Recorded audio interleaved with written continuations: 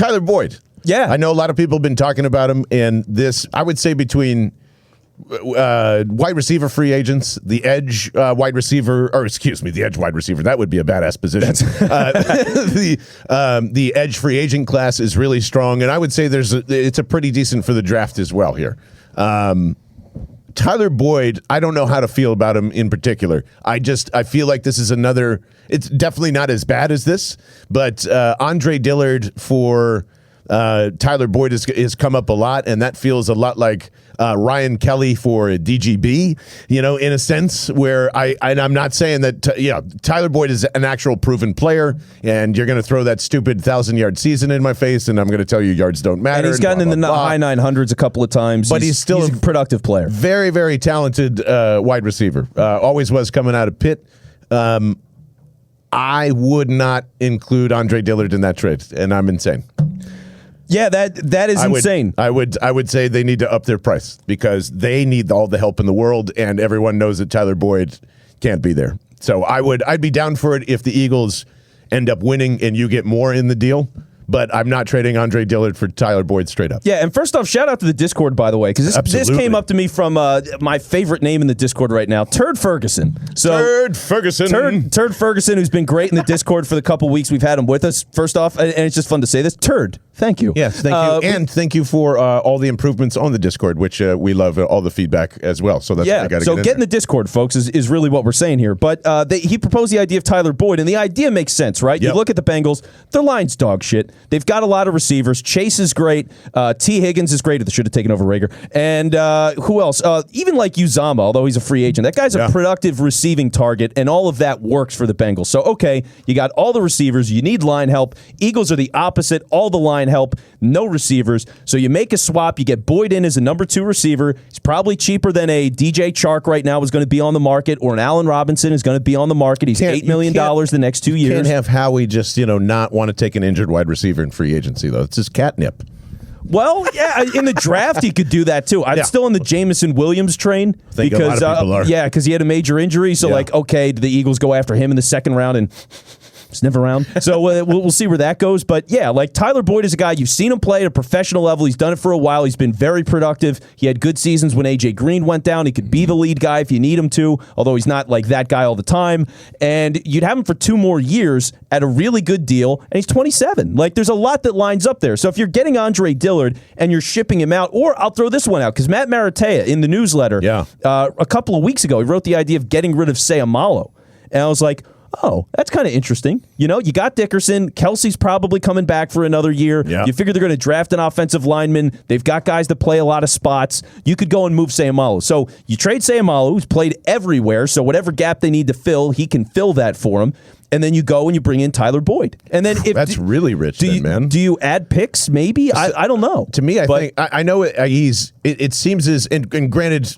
That's why we got to have Thomas Peterson on, because that's another thing I'd really like to go over with him in terms of like what they did or didn't miss with the guard play there. But according to the locker room, and maybe it's just because he's the hard worker and it's a Jalen Hurts effect and whatever that everybody likes to throw out there. But Jason Kelsey was devastated that he went down. So I feel as though he was kind of coming into his own. That's a kid that they've developed for a very long time for a 3rd-round pick. That's way too rich for Tyler Boyd, in my opinion. That's a starting guard that, slash center, slash right tackle, slash left tackle. He's incredibly valuable. So for the money that he makes, I do think he's worth it, because inevitably you need backup offensive linemen. They're going to play. So it would be either for me like Sayamalo and like a 6th.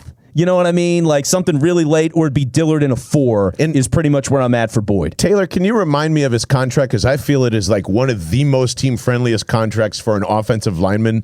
I think he signed an extension last year. Dillard or Sayamalo? Sayamalo. Yeah, because Dillard's coming up on the 5th year and all that. Yeah, which is, and I don't know, is that transfer over? Help us out there. 215-509-5833. Yeah, I don't think the 5th year transfers over. If you trade a guy, that's it, and then you just got to extend him. But no, it's insane. I feel maybe his time is just done here, and that usually means he's a bad player. Let's just be honest with. But Andre Dillard as a swing tackle, I think, would be more valuable in the long run. But the fifth-year option is kind of hard to avoid at the same time. And that's the thing. So it's like, okay, are you going to pay this guy even more to stick around? Are you going to extend him? Yeah. Would you rather just draft a guy and develop him? Because you're paying Andre Dillard first-round draft pick money still. So, I mean, is Driscoll, for example, a guy that, hey, you get a guard, right? Fine, you draft a guard in the first round. There's some guys that make a lot of sense there. So you draft a guard. Now Driscoll plays everywhere. And you don't need Dillard. If you keep Sayamalu between those two guys, you cover basically everything. Herbig has played guard and center. He's a restricted free agent. He's probably coming back. So you got enough there that whatever they draft and develop with that, you can move one of these guys. And if you're getting a receiver on the market that's in his prime right now and the contract is very friendly, that it makes a lot of sense. It's one of those things where Tyler Boyd, when that got thrown, I was like, wow, I would really do that. I would be a little, well, I mean, he fits in really well with the cap. Yeah, no, I'm starting to lose my own argument here. I don't really, especially if it's just an Andre Dillard swap. Yeah, it's not bad. You swayed me. That's swayed me pretty it's easily. A starting wide receiver there, so it's a pretty good spot to be. As long as it doesn't clog up anybody that I really, my hesitancy is like, is Tyler Boyd enough with Devontae Smith?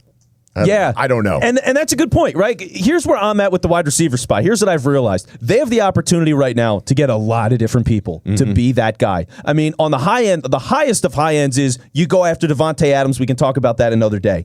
But if you're not doing that and getting a number one guy and pushing Smith to a 2. Wouldn't we have to be a Broncos podcast to be able to talk about Devontae Adams? Well, probably. Right. That's where it's trending. But if you're not going to do that, okay, the other options, Mike Williams, Allen Robinson, DJ Chark, all that stuff. If you believe that Quez is a legitimate player and at least a number 3, which I think is a great 3, you've got one shot for the next couple of years to really go in on that 2.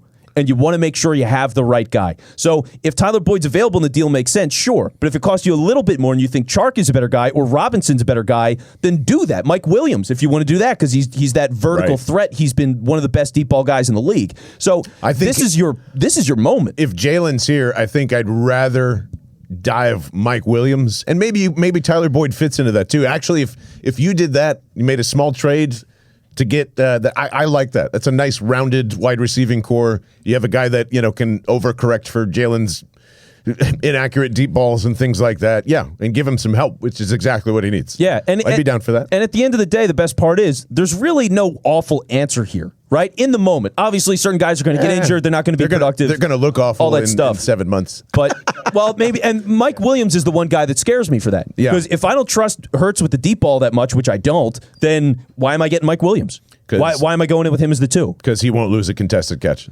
Okay, but you got to get him the ball. Is he going to underthrow him once in a while? Like all that kind of stuff. He can come back to it and out jump you and ideally, do all that stuff. Yeah, it's like how much do they want that to be a part of the game when they've thrown vertical so much? How much do they change that? How much is the number 2 receiver based on Hurts or just what they want to do as a team and whether it's Hurts or the next guy and you just say screw it, we'll sign him for 3 years and figure it out. That makes sense. I just don't know if you can think of it that way if you're building a team. Like you just got to build a good team and then what's at quarterback, what you can and can't get. Just build a good team and eventually, draft good players is essentially the same fucking stupid answer too. But like the other guys are a hedge to me, right? Williams is an extreme commitment to the deep ball offense. You've got Quez, you've got Mike Williams. Those are 2 of your main 3 guys. You're going down the field with those guys. If you're going for a guy like Chark, it's a little more adaptable. Robinson is a big body guy. That's a little more adaptable. Boyd has caught plenty of stuff over the middle. It's a little more adaptable. So which angle do you want to go? How extreme do you want to get? Or is it just we think this is the best guy and it is what it is? Yeah. So I think it's, and I'll say this about Quez too. We are starting to creep into the offseason of hyping him up now. And we're just blaming Jalen Hurts on Quez actually got open 1 billion times and he would have had 1 million touchdowns and looked like a wide receiver too. I'm like, he's not a good route runner still. There's a long way to go. So if you're bringing Tyler Boyd and another wide receiver, guess what? He's the new Greg Ward. And maybe he makes it on the field and maybe he doesn't. And he's kind of put in a one of those actually Bruce Arian type air raid offenses where it's, wide receiver 4 or 5. Yes, in that sense, he fits. But I think he's got a long way to go in terms of, getting to wherever he needs to be. But I think he can be a number 2 because he's got that speed and he's got, really good instincts. It's just, Yeah, I think you need a really big upgrade from him. Like Boyd's one of those guys. He's a good player. He's not an amazing player. He's not a game-changing player. But if he was a starter on the team, nobody would complain.